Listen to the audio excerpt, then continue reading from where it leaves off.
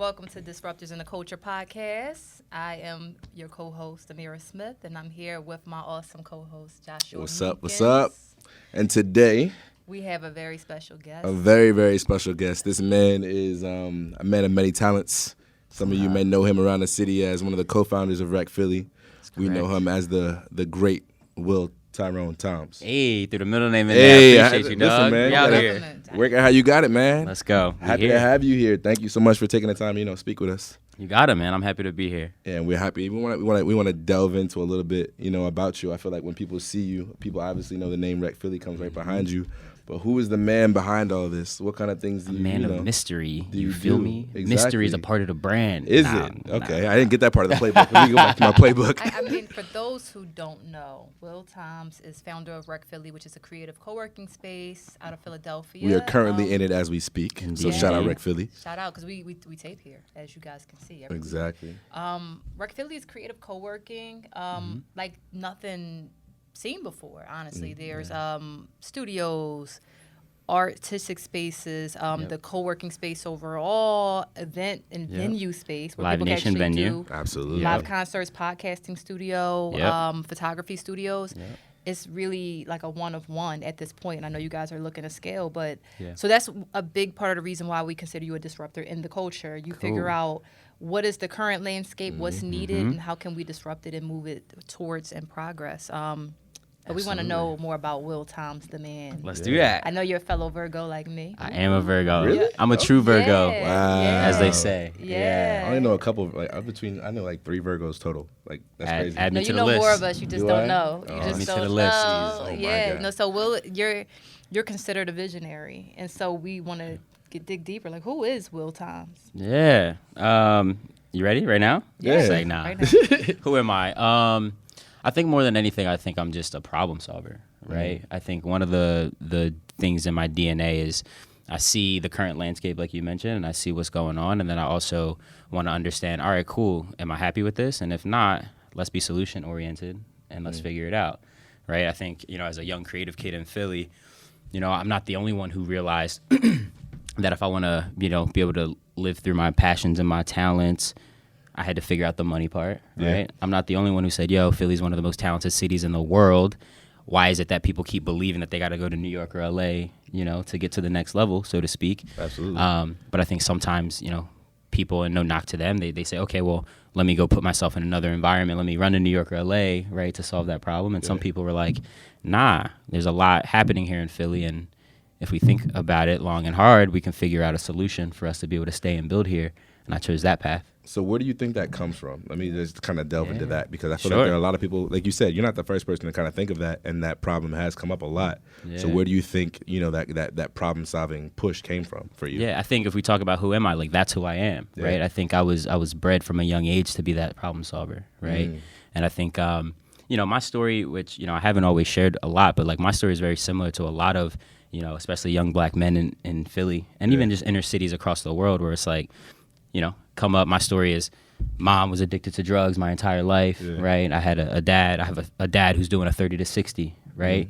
So for me, growing up in Philly, in Germantown, coming from Wayne Junction, like, you got to do what you got to do with the options you have, right? So for me, like, that problem solving was innate, and I did get a beautiful opportunity to go to high school outside the city. My grandmother was like, yo, if I get this bull off the block, like, he's gonna do great things. Yeah. So for me, the new problems were, cool, now I'm in a high school where people that don't look like me don't understand me. So how do I navigate, this world, right? So I'm glad you brought that up, because I am also a kid who's from the city who went to a predominantly PWI high school, right? Private high school. What do you think about that fish out of water environment? Separates you from from everybody else? Because I feel like it gives you a little extra edge, a little bit. I love it, bro, because it's like, I think the one thing that is true for a lot of us when you grow up in the inner city is, I know people from North Philly who never been out of North Philly. Absolutely. Right? So that creates such a limited view of the world. Yeah. Right? So when you get the opportunity to go and be in spaces that nobody's like you, it breaks that, okay, this is how people like us do things like this. Yeah. You get to break that mentality really quickly. So me being, the social butterfly that I grew to be, I could navigate these spaces. I could see different perspectives. And once you can understand that, you start to build empathy for other people's perspectives. Absolutely. Which is such an incredible tool I've now learned in business. That's a really that's a really good way to put it. Like, I never even thought of it in that kind of aspect, because it's like you're always trying to understand what the the issue is, or what exactly the kind of the perspective is. And I built that because I always wanted to be understood. Right? So I'm like, yo, well, and it's so funny if we just be real about it. It's like, when you go to a PWI, especially if you come from the inner city and you look like how we look, it's like you're walking in, people already have preconceived notions, right? Yeah. Especially if you get to a space where like they realize that you're smart, right? Yeah. They're like, hold on, you don't fit the box of what I was told you broke by the TV, box, and right? you look different. Exactly. So for me, I'm like, yo, well, if they don't understand me and where I'm coming from, how do they think, right? And then I had to kind of learn, okay, cool, and some of this is good, some of this is not so good. I had to unlearn. But you go into these rooms and you're like, okay, well, what can I do to disarm people? Right? How do I make people comfortable? And that was almost like a survival tactic you build. Yeah. But over time, you get to the space and you can, stand on your own too and realize you don't need to be trying to move in a way that makes other people comfortable and shit like that. Yeah. But I learned that. But, just take it back to the question. It was like, from a young age, there were problems that needed to be solved. Yeah. And survival depended on it, right? And I think I got to a space where I got really comfortable being that problem solver. Became a nerd, right? Loved reading. I grew up in public libraries and shit like that. So now I'm just at a space where I got the opportunity to solve a much bigger problem, right? And I think I've been able to bring that same gift to the table for it. Wow. Okay. Wow. So I guess I know it's funny you tapped into, I say like every episode, because I look at the way culture is defined in like the marketing terms of like people like us do things like this, the Seth Godin. Seth right? Godin. Yeah. So it's like becoming more empathetic to other people's needs in what they want, because that's kind of like empathy is one of the best virtues you can have as a marketer, or because then you understanding, how exactly, what are your frustrations, what are your needs. Yeah. And so there's a natural curiosity that comes from that. So I'm guessing as a kid, you were just like this curious kid since you were avid book reader. Super. Yeah. I was literally the kid that like, if I got a toy car, like a remote control car for Christmas, I would play for it for 30 minutes, but then I'm, Gma, where's the screwdriver? It's coming apart. Because more than I enjoyed playing with the car, I more so wanted to know how did it work, right? So that's always been me. So I think when you think about that, it was always because like I wanted to understand the systems of things, right? And I think that's a thing that separated me early on as well, because like, again, my context, I told you, kind of where my parents were at with it and where I come from. So for me, I'm looking at these systems, right? And I'm understanding, it's people out here with money, right? Because when I'm in the burbs, they got the in-ground pools, they going to the field trips. They got the cars, they got the international trips, all that stuff. But I'm thinking like, okay, well, why is it that some people have money and most of the people I know don't? So I wanted to understand that. And I think, for me, again, being a nerd, I'm like, okay, well, economics, let me start studying this stuff, right? Minored in that in college. But then also media. I grew up as a latchkey kid, right? Coming home after school, ain't nobody there. So it's like I'm watching a lot of TV. And really early, I think I realized, like, these music videos I'm watching is affecting how I see myself, how I see the world, right? And the question was, cool, what would happen if doper people controlled this stuff? Exactly. Right? Again, systems thinking, right? And how could we create something different? What age do you think that you came around to that thinking of, like, if doper people created this? Yeah, 4th grade. It was an aha moment for you? Like, you were just like, 100%. Yeah. Wow. Can you walk us through that moment then? So the moment for me it wasn't actually like while I'm sitting in front of the TV. It was a crazy moment where 4th grade was one of the earliest times where I was in an environment where I wasn't in the majority. Right? That was like the first time. Because, grew up in black church, right? And even through high school and things like that. But I remember the first time I was in school, and the way my teacher would communicate with me just wasn't registering. I'm like, why are you, like, I'll tell you what the shit was. It was, I think it was like a spelling bee or some shit like that. Yeah. We doing the thing. I'm spelling these words, I'm laying these Jones out. And the way she was surprised at how well I was doing, I was like, what do you mean? Like, why are you like, this was in the 4th grade spelling bee manual. Hype? So should I know this? And I realized in that moment, and thinking, I'm like, well, what made you think that I wasn't going to be good at this? Yeah. And then I was like, well, what tools do you have? Obviously, I know you probably don't know that many black people. I get it. At that. but you already have a very clear picture of who I'm supposed to be to you. Exactly. Right? And from that moment, I'm like, okay, well, there's something controlling that, right? Yeah. Did you ever have the he's different than the other kids moment?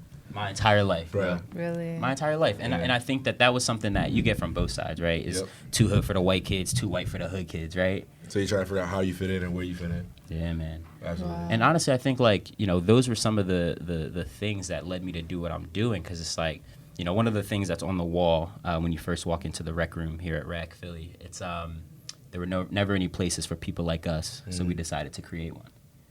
It comes from that feeling right there, right? Where it was like, yo, trying to get in where I fit in. Yo, there's no community of people like me.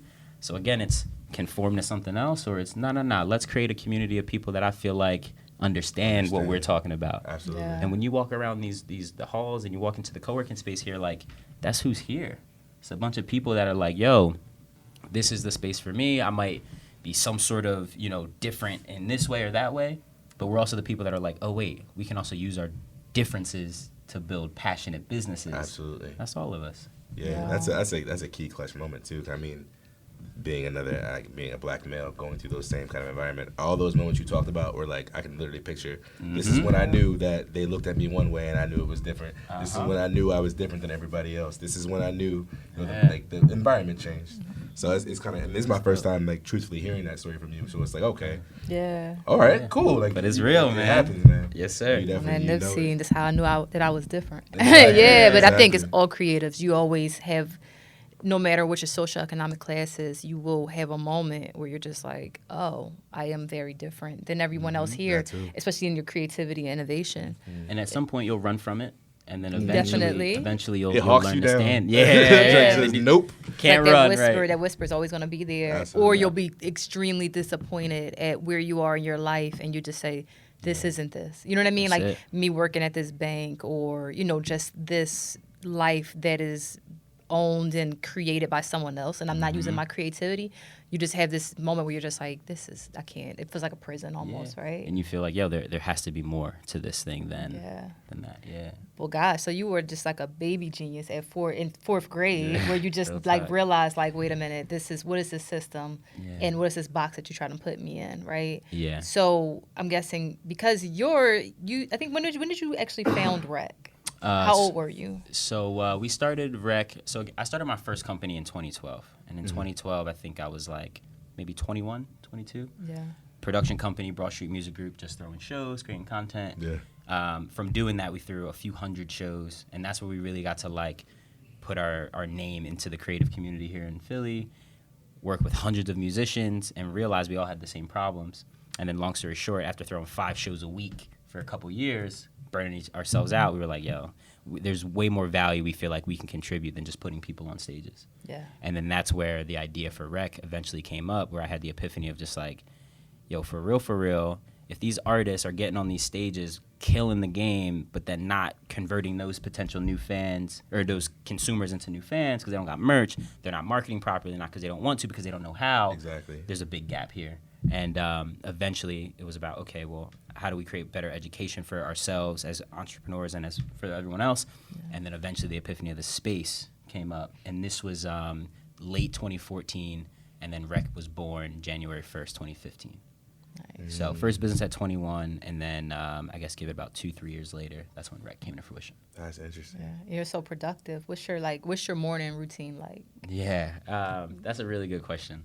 My morning routine, and it's funny, I'm a whiteboard lover, so like in my room. Boy, I know the feeling. You know? Like literally before. Dude, Josh is like very good with like logistics, implementation, planning. If you saw my crib, you'd be like, this man is crazy. That's what's up. Like you're meticulous. Maniacal. I'm very meticulous. Yeah, I'm like, this has to be this way. Yeah, and I think I'm a little bit more right-brained than that. Like I'm the visionary, so like I just got to get it all out. It's not always pretty or organized, but like it has to come out. So like before I put the mattress in the crib, the whiteboard was on the wall. Yeah. You know. But anyway, I say all that to say, on my whiteboard, I have my whole morning routine. Wake up, 2 glasses of water, right? Pray, meditate. Then I'm hitting the 100 push-ups. You know what I'm saying? I'm doing that's Dom Kennedy. I see you. Right? I'm doing the 100 crunches. Hit the shower, and then I'm getting dressed. And then if I make the time, I always try to read something. Okay. And then after that, if I got to be honest, I get into the social medias, right? I'm waking up and I'm doing that whole thing. Everybody hits that. Yep. And then I get into the office, and then it's, okay, what are, the 1 or 2 things that are most important for today? Ideally, I've already looked at the calendar the night before, so I kind of know what those priorities are. And then I go about the day, and then if I'm really on my shit that day, I'm not checking my email until 11 a.m. Wow. Are you one of those people who has to be up at a specific time? 5 a.m., 6, 4?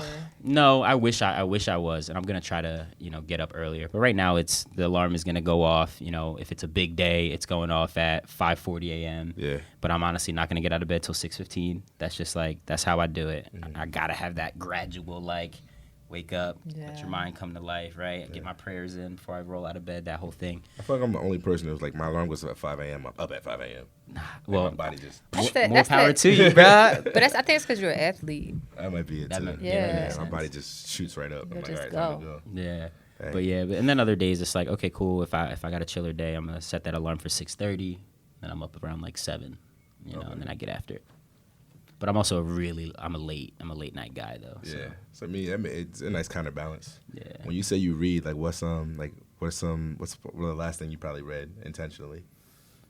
For the Bible. Yeah. Okay. Yeah, I'm definitely re-exploring my faith. I was raised in that though, so I feel like right now it's almost like a rediscovery journey for me. Gotcha. I'm a preacher's kid, so that might add some context too. Wow. Okay. Raised with my grandmother, she's a minister, and then I think like most preacher's kids, at some point you kind of drift away because you're like, yo, I had enough of all this, right? And it's crazy. It's wild that we're having these conversations now because I literally was having the same conversation with somebody else 2 weeks ago. Oh, wow. I'm not a PK, but I was literally my grandmother took me to church every day. I was running around in diapers in the church. Wow. That's how I was raised. She read me the book of Joshua, front to back. I know the whole thing. Wow, that's thorough. So for me, it's very much like you said, it's not that I strayed away. I always have my faith very much intact, but I need a break. You know what I'm saying? I can't be in church from ages 0 to 21. I need some time to let me do my thing. And you want to find it for yourself. Exactly. I think it's also that's, I don't know. It's like reading the same book over and over. After a while, you're just okay, I know this. Yeah. Let me find out things I don't know. Yeah. And then you kind of you needed to test it against something. It's crazy how when you come back, it applies to what you're going through at that time. It's crazy. Yeah. So that's where I'm at, and I'm not trying to be like, yo, I'm this super great, devoted Christian, right? I'm on my journey. I'm getting back on it. But yeah, that's literally the last thing I read. And then outside of that, I'm a nerd, man. So I really love anything that's either in the... Wow, sorry, y'all. All good. My phone going crazy. I thought I muted everything. Nah, you lit, man. People need your attention, huh? Go off. So I'm a nerd. So the things I really am attracted to, anything in the media or marketing world. Yeah. I'm really big Seth Godin, Malcolm Gladwell. Oh yeah. Deep in that stuff. The next thing, I'm really big into economics, like I mentioned, right? So right now I'm real deep into third industrial revolution, right? Resource sharing, zero marginal cost, all that kind of stuff. Because my business is really built on those two things, media and economics. It's right at the intersection of that. And then outside of that, I'm also, heavy on my leadership journey. Okay. So I'm reading a lot of John C. Maxwell, the Irrefutable Laws of Leadership, right? 10 Key Leadership Principles, all that kind of stuff. Those are pretty much the things. Yeah. Okay. Wow. That's solid. Yeah. That's very solid. I'm gonna start a rec book club eventually. I see that. As you should. I was like, wow, wait a minute. As you should. I'm trying to do a book a month, and I'm working on my book a month. But he gave me 4 to 5 books. I was like, I dabble in audiobooks because sometimes, but sometimes it's just reading and my eyes need to be somewhere else, but then it's mom stuff, cooking and cleaning and slaving for a child. I feel that. That's a whole another job. But so with all that going on, I guess what's your balance? How do you find it? Or because I'm sure it's overwhelming at times. I didn't have or even seek balance until really late last year in 2019.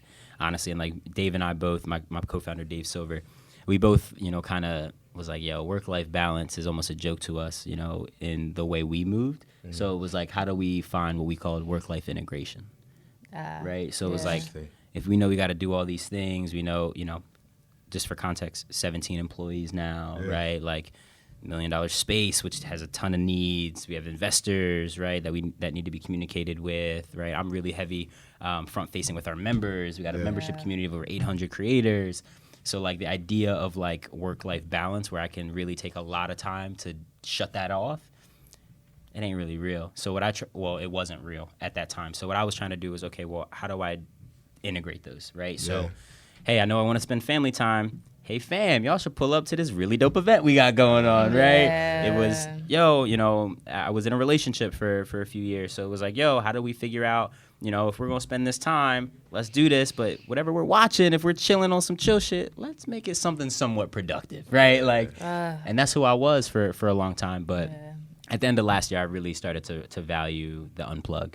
Yeah. So I'm now finally able to do that. And because we're now at a different level than like the super bootstrap, super startup grind, I have the ability to say, hey, you trust your team. The building's not going to burn down while you're sleeping. Go take a nap. Right. Yeah. So that's where I'm finally getting there now.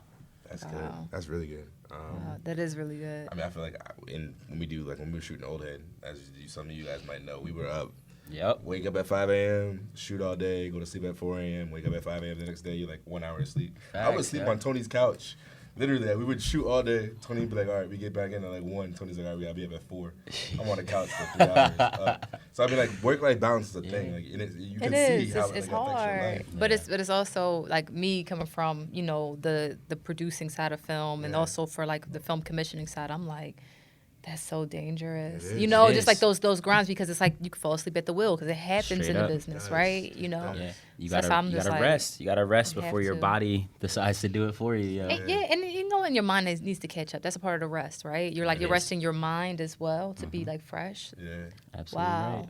Wow. It's really a thing. But that's such a Virgo thing. Like like productive, creative Virgos is always where they look and they'll say like, my life was a blur and I was so committed to the grind that I just said everything else has to wait, or it has to fit into what I have going on for work. Through and through. Virgos, we're very passionate. Yeah. We know what we want. We're very particular about what we want, and we're willing to work until we get it. But for me, I had to have that wake up call of just like, the neglecting the family, that can only go so far until you start losing people and you're like, damn, I don't get to build those relationships later, right? Yeah. Like, same thing with relationships. You can only put that off and be like, we watching this documentary because I'm studying this. That only goes so far, right? Until eventually you're like, okay, cool. Let's create this space and start really understanding what you value and moving through that. That's good. Yeah. Well, I had the honor today. I got a follow on Will TOMS on Apple Music. Hey! I was super hyped. I was like, wait a minute. William TOMS followed me? I did follow you on Apple Music. Impressed. I mean, I was just like, all right, let me see what I got on my playlist. And I started checking out your playlist. Oh, word. So I was like, all right, let me see what you got going on. What is your like everyday music playlist? Yeah, so that's a really good question. So when we were just talking about the morning routine, one of the things I didn't mention is like, always within the first like 45 minutes of me being up, I throw on music. Yeah.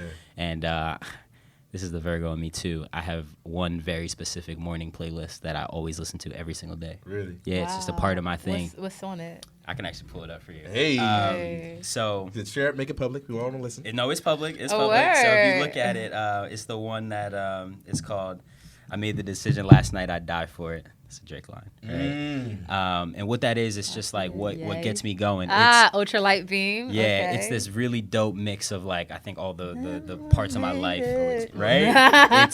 It's like hip hop, but all hip hop that has like the gospel feel to it. Yeah. So there's a lot of Ye on there. There's like that Tiana Taylor never would have made it. Then it goes into the Marvin Sapp never would have made it, right?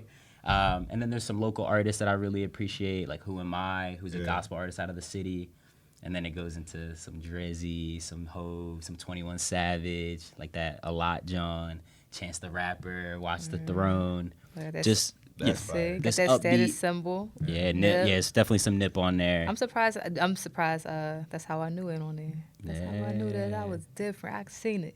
I thought it. I dreamt it. You know it. Crazy. That's And I'm a nerd for like mindset, right? And like I'm really particular with like the energy I consume, the messaging I consume. So for me, when I wake up, I got to get back in that bag. Yeah. It's like the diet of like your mind, like you said, thoughts, controlling your thoughts, right? Exactly. I'm a big music head myself, so for me, I feel like when you listen, when somebody gives you access to their playlist or the things that they want you to hear, it tells you a lot about that person. You know what I mean? Straight up. Like there's literally like I think I want to say like a science behind it. Music makes you feel a certain way. Yeah. I mean, it makes you think a certain way. Yep. So the fact when you wake up in the morning or when you like get ready to go do something, the song that you turn on, or when you get that aux cord in the car, I'm gonna judge you. I'm not gonna lie. I'm gonna judge you. What you gonna play first? What you want to want to hear? Like, what does that mean? What does that say about me? That I'm too lazy to make playlists. I don't even make playlists. I just started with it. So I mean, it says a lot, and you know, I feel like just even the fact that you intentionally wake up and you go, this is the vibe, this is the mood I'm trying to get in. Says a lot about your character, the goal setting that you try to do. Listen, and it gets deeper than that. Like I'm very big on intentionality, yo. Yeah. Like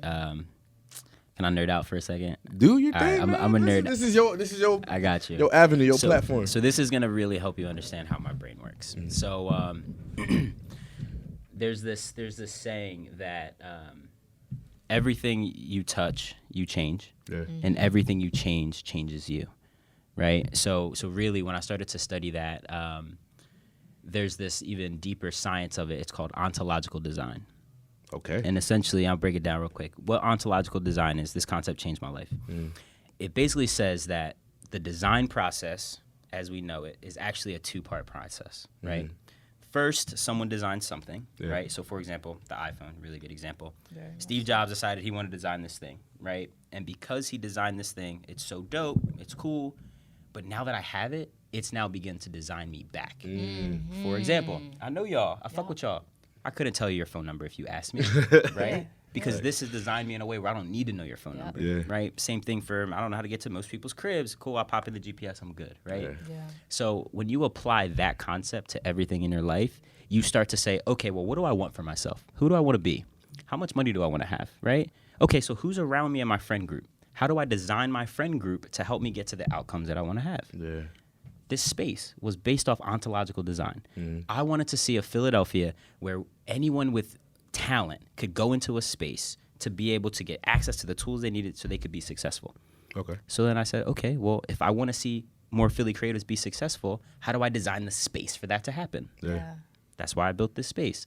So I started to design my morning routine to get me to the goals I wanted. I started to consume the information that was going to design my brain to be the high performer I wanted to be.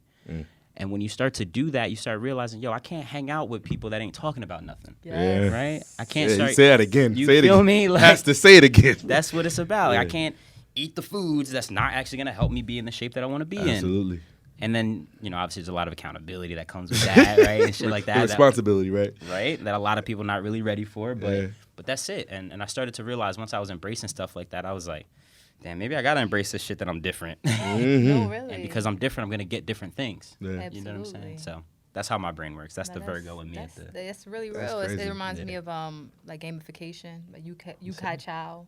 And it's kind of like it's basically like a role player game. Like if you look at your life as a game itself, and almost like Legend of Zelda, to unlock that next level, you have to go to the tower and talk to the man, and he'll give you the charm. You know what I mean? Real. So it's really about structuring your life of like, if I want to get here, what are the actionable items I need to do to move me there? And doing this thing, reading this book, taking this class may unlock that next level that I'm trying to get to, right? I love that. Yeah, absolutely. Ontological design. Yeah. That's real. That's so real. We were talking, like I talk a lot about design, because designing and graphic design and everything, but also user experience, because a lot of design is based on frustration. Or good designers, I learned. We have low thresholds for frustration. We say, God, this should be easier. Like they talk about a lot of millennials, where older people, which is so true, they would take computer classes. Or they like, oh, I need to learn how to use my iPhone. Where younger people are just like, okay, I should be able to open this, and it should be intuitive enough for me to figure this out. And if not, then there's something wrong with your design, not me, right? Your device should design me to learn. Wow. So it's like, how do we design our environments? To get what we want from life and help us get to the next level. It's kind of like everything you took. Well, we having gems, boy. That's crazy. He just dropped a whole gem. That was wild. That's it. I mean, even like when you started, like, I was listening hardcore to everything you were saying, but in the beginning, what you said was like you studied this, first of all, and that already set up a trigger in my brain. It's like, even to attain the success that we want, or in anything that you do, you want to study what you're doing. You know what I'm saying? Like, and I think you can tell by the way that you speak about the things that you know, and the things that you've done, that everything has been intentional. Like you said, at the same time, you're studying how this affects me. How am I affecting this? What are the outcomes? How can I increase? I think intentionality is something that's lost nowadays. Yeah. I think a lot of time, even creatives and people in just everyday life, we're letting it happen. This is gonna blow. This is gonna do this. Then when it does it, I'm gonna do this when I feel like it. I'm gonna do this. Faith without works, man. Exactly, and faith without works is dead. Boom. You know? So like even with that, it's a matter of going and being intentional with how you strategize and do things. Yeah, so man. I mean, it's just more to it where it's just like that's incredible. Yep. And then the other thing, like somebody might be watching this and be like, well, I don't know what to study. I don't know, what things I should be doing. That's where get on that YouTube and go see who has what you want. Yeah. Go watch the interviews so you can understand how they think. What are they talking about? Are they talking about books? Okay, go pick that book up and right? read it. Like that's the only way. Figure it out. Yep. What you have a question on your outline that I really like. Which one? It's talking about wanting to quit. Like how many times or any point where you just were like, because it's always good to talk about the success and how it's like, oh, I got this figured out. Yeah. But what kept you going during the times you wanted to quit, and were there many that you can just like think of? So I'd say fortunately there weren't many. And that's just because I have this like unwavering faith and belief in like what I'm doing, and I know that the world needs it. The crazy confidence. Unreal confidence. Like the people close to me know, like I've been talking about big space like this with all these tools, $1 million budgets and all this since I was in high school. Yeah. Right. So it's not like, it's not a surprise that we're here because I chose it. Yep. And then I also chose everything I knew would come with it, right? Slept out of my studio for 2.5 years to sacrifice and get it, right? Yeah. Most people don't do that if you don't have the kind of confidence that we have, right? So there weren't many times, but there were a couple. But again, for me, I think I had the blessing of coming up like I came up, where like, again, I was raised with my grandmother, strongest woman in the world, bro. Like, grandmother, she had 4 sons. One was murdered at 16. The other 3 spent at least 12 years in prison, right? So like for me coming up after looking at my dad and my uncles, it's like, okay, damn, I had the opportunity to go get this education. I got the opportunity to go do this. Change the game. What's the alternatives, right? So for me, anytime I was like, oh man, this thing is really hard, I had enough gratitude to be like, but come on, I'm spending my time with people I want to be around. I'm helping them chase their dreams at the same time I'm chasing mine. And I'm like, yo, my uncles, my pops didn't have this opportunity. Come on, I could eat oodles and noodles for another 4 weeks. So like, come on, bro. Like, so I think that gratitude for me, but then also having the vision of like, and the faith of where I'm going, it helped me. But, there was moments. There's probably like 2 moments I can think of over the course of the 7-year journey so far where I was like, man, should I really be doing this shit? But yeah. And was that the gratitude that got you through it, that made you say, okay, let me stop tripping? Like somebody else's dream is wrapped up in mine. Boom, that part. Yeah, I'm the oldest. I have 5 brothers and sisters. Wow. I know that. That's crazy. Yeah. So like when I'm looking at them and then, I'm feeling like, yo, this ain't working out or yada, yada. And then I look at them and they are, to them, I already made it. Yeah. Right? To me, come on, I got so much further to go. But to them, it's like, y'all already made it. So for me to quit on something like that, it's like, what message am I sending? Yeah. So that helps me a lot. I got a niece that I love and adore, and she's looking at me that same way, and then so many other family members. But even just for myself, it's just like who I know that I am. Quitting ain't in the cards. Exactly. Quitting ain't in the cards. I feel that. Yeah. I mean, I think you might touch on it a little bit, but like one of the things that I always kind of ask creatives or kind of just feed people who are passionate people, what keeps your heart beating? What drives you? You know what I'm saying? Yeah, I think one is that gratitude we touched on. Again, like I'm just so grateful for where I am. I wasn't supposed to make it off of Wayne and Zerelda. Yeah. You know what I'm saying? Like, so to be here at 9th and Market, like, it's crazy, right? I used to come down here to grab airbrush tees and dog tags if I had the money, right? That's crazy. So now the fact that I built a space for people to be in here putting their albums together and designing clothes to sell in my retail store, nuts. Yeah. But then outside of that, man, what really lights me up over the course of this journey, I've been able to help quite a few people be able to quit their jobs and do what they do full time. Nothing better feeling, at least for me at this stage of my life, is when someone's like, yo, bro, I did it. And I know, and they know, we just look, and that means that they just quit that bullshit where they were trading their time for money, and they're at a point where they're like, I have the confidence now, or I finally hit that revenue number, that I needed, or the bank account finally looks like this, where they could be like, yo, I'm bigger than what I thought I was told I'm worth. right? Yeah. That's the best feeling for me, man.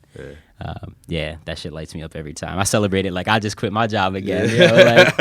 That's dope. So you're kind of like on a hero's journey in a sense. You know what I mean? And I'm a nerd, so I study that shit too. Yeah. So like they always talk about like great albums, right? Yep. And usually someone's their first album, what makes it really great is it shows their hero's journey. Yep.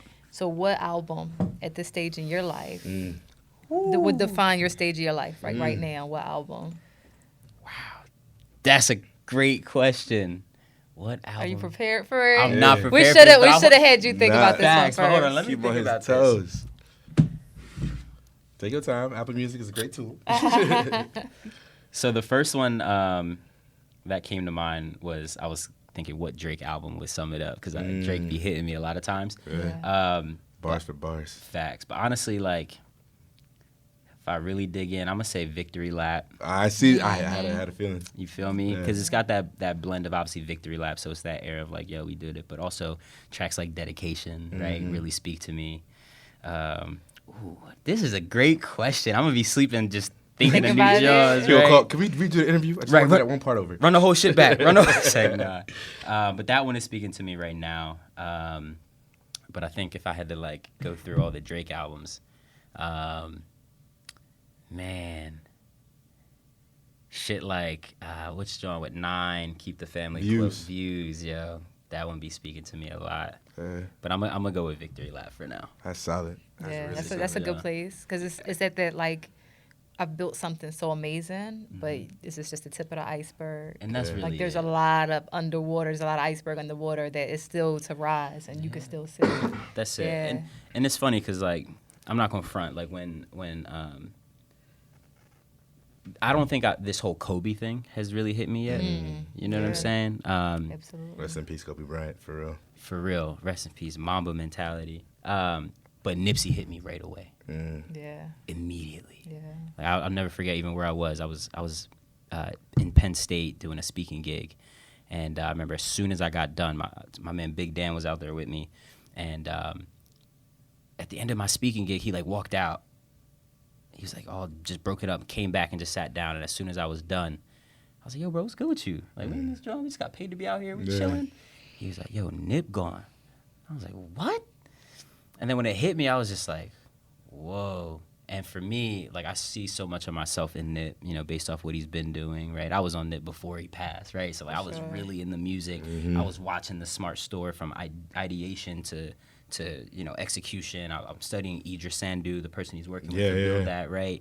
So for him to get killed in front of his shop, man, that was like the hardest shit for me because it was also at a time where like, you know, and we've gotten past this at this point, but there was a time in my journey where like there was a lot of friction between certain people in the creative community towards rec, right?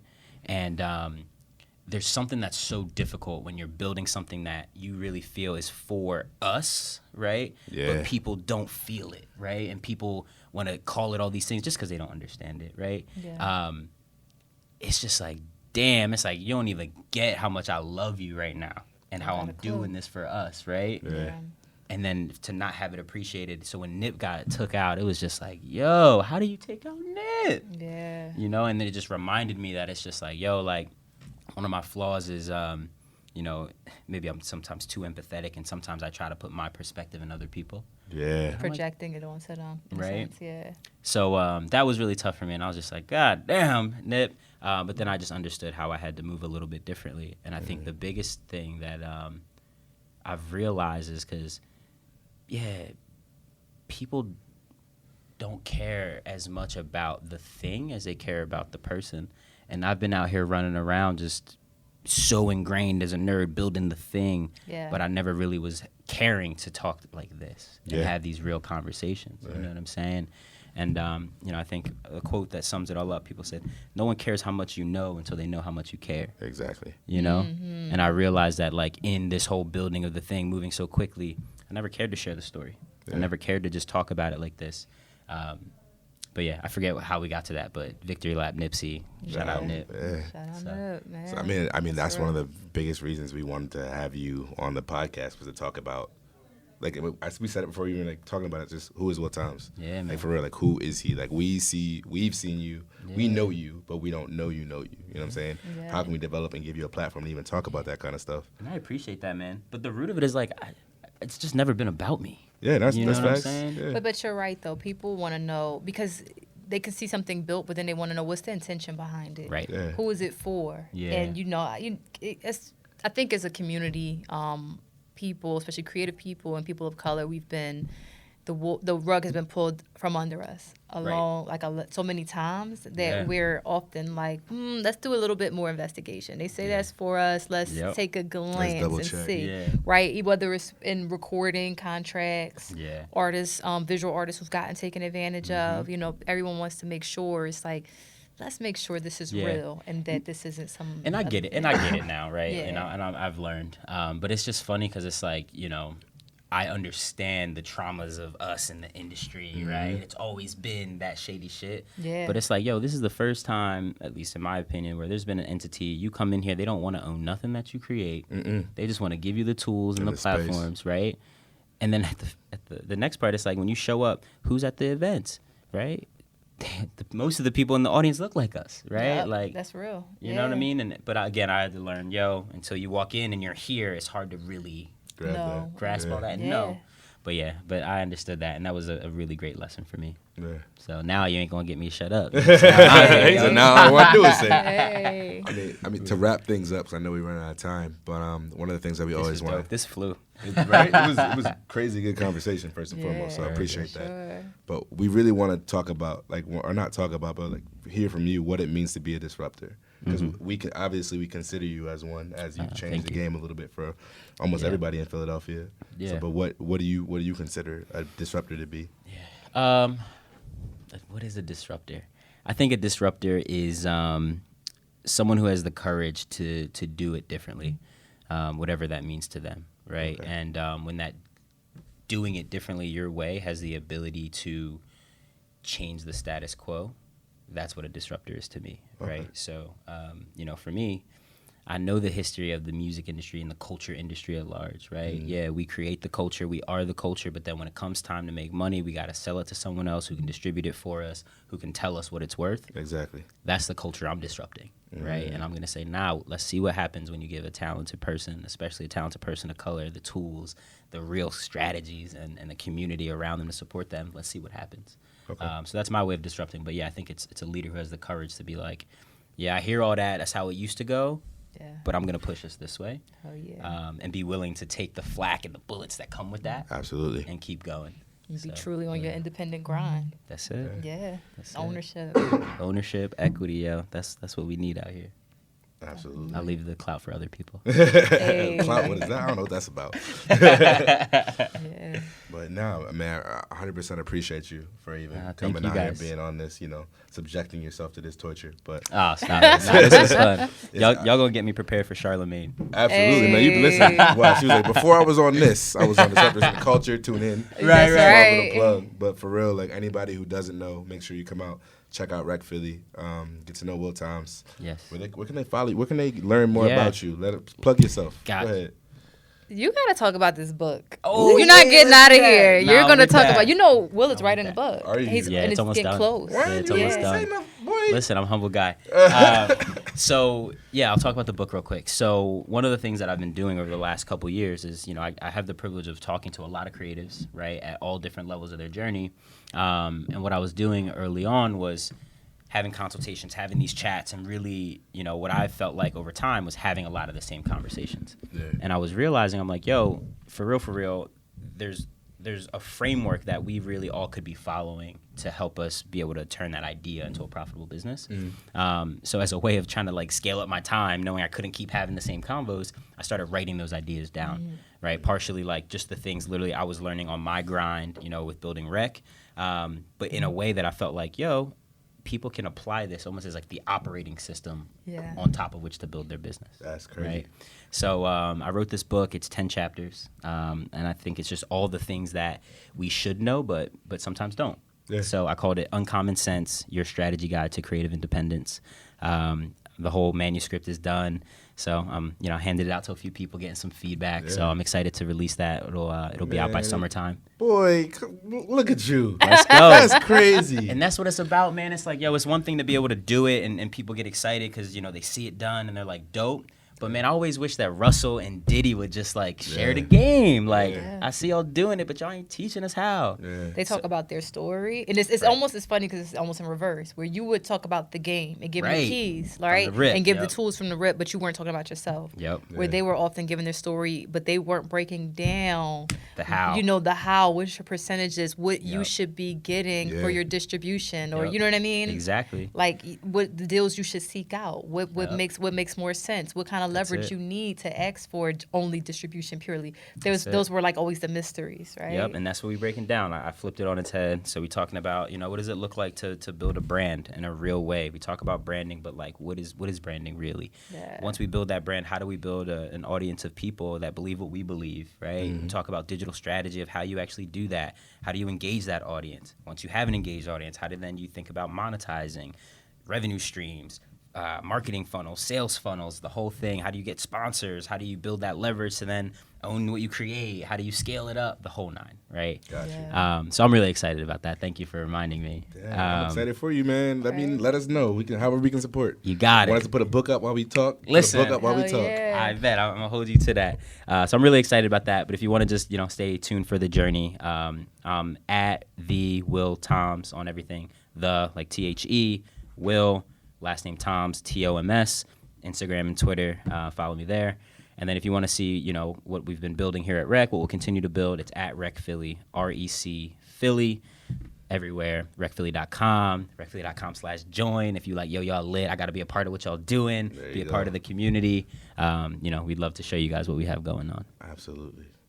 Cool. Man, yeah, again, thank you so much for your Thank time. y'all, yo. Appreciate it. I feel like I ain't got to go to therapy this week, man. I did what I had to do. We'll talk about black males need to go to therapy, black people need to go to therapy, period. Straight up. Add that to there.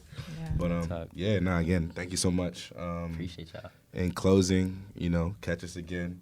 Thank you for tuning in. We appreciate y'all so much. Am I missing anything? We don't have a signature closing yet, nah? I mean, no, not really. What have we done every week? Yeah, we just been like, out, peace, Yeah. adios. We done. That's really it. But catch y'all next time.